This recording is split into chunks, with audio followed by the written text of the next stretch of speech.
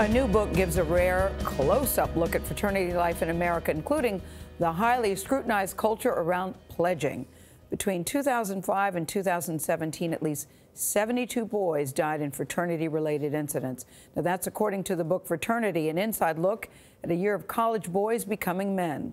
The author is Alexandra Robbins. She explores the negative and the positive qualities of fraternities. So she interviews hundreds of fraternity brothers and alumni and follows the journeys of two young men for an entire year. Alexandra Robbins joins us at the table. We're glad to have you here. Thank you for having me. I think it's a good description to call it rare because you really are, it's sort of like a fly on the wall.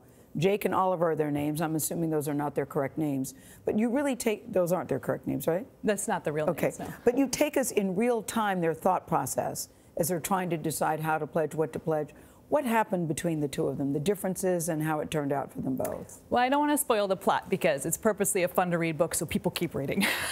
But I chose them both because they were smart, earnest, nice fraternity members, which is not the kind of people that we usually see in the media or pop culture. I wanted characters whom parents would see their sons in and whom students would see themselves in so they could better relate to what it's like to be a college guy today. Did they emerge from the process? I mean, because you say it's, you know, people, they're kids, good, well-behaved kids, and then they go into a fraternity and something happens, not to all of them, but it does happen to some that changes their value structures. What did you, after your work? Both stories took turns that I wasn't surprising. One turned out that were surprising. Right. One was very positive, and one turned, it was sort of a little bit of a Breaking Bad arc, mildly, I guess. Mm-hmm. We've covered a number of very painful hazing deaths on this show, and particularly the Piazzo family who lost their son. You mentioned them in your book. Yes. Yeah. How prevalent is that hazing that goes on in fraternities?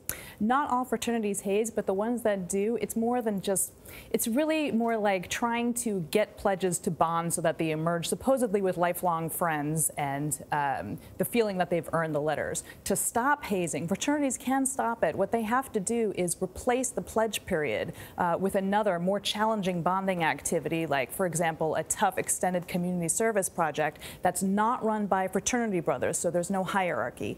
Mm-hmm. You said that Animal House really changed the cultures as to how we look at fraternities and hazing. That on some level, they made it cool. Fraternities were actually dwindling in popularity until Animal House came out. Then the movie made students think that they were supposed to drink and party in college. Then soon afterward, the drinking age was raised, and even more students flocked to fraternity houses, whether or not they were Greek. Since then, and I think it's perpetuated by social media, many students come to college expecting to party, and they often do it at fraternity houses. Because it's the only place you can get a drink, even though a lot of fraternity houses are under sanction, aren't supposed to do it and all that. Nevertheless, it somehow happens. They can drink unseen by law enforcement and administrators. But what's your big takeaway? Because back to Norah's point, I keep thinking about the Piazza family, too, because we've talked to them. You know, this hazing is so devastating and so upsetting to families who are going through it. You say that it's down, but yet it is still happening.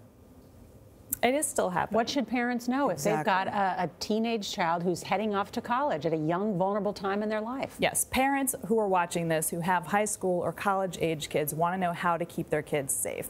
And students and advisors gave me a ton of great suggestions for this, so I'll give you 3 right now. Mm-hmm. 1, when you're a high schooler, visit campus on a party night to see if you're comfortable with the vibe, whether or not you want to go Greek.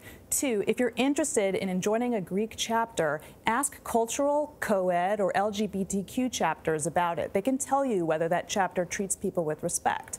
And 3, parents and students should communicate openly during high school and college about drinking, sex, and Greek life, discussions that this book is meant to help facilitate. Because your book was disturbing, but it was also reassuring, because you said, we hear about it in the news, but hazing is down, and there are a lot of good fraternities in the country. There are high-risk fraternities and there are low-risk fraternities. It's just we don't hear much about the low-risk fraternities, but I promise you they're out there. All right. Alexandra Robbins, thank you so much. Thank you.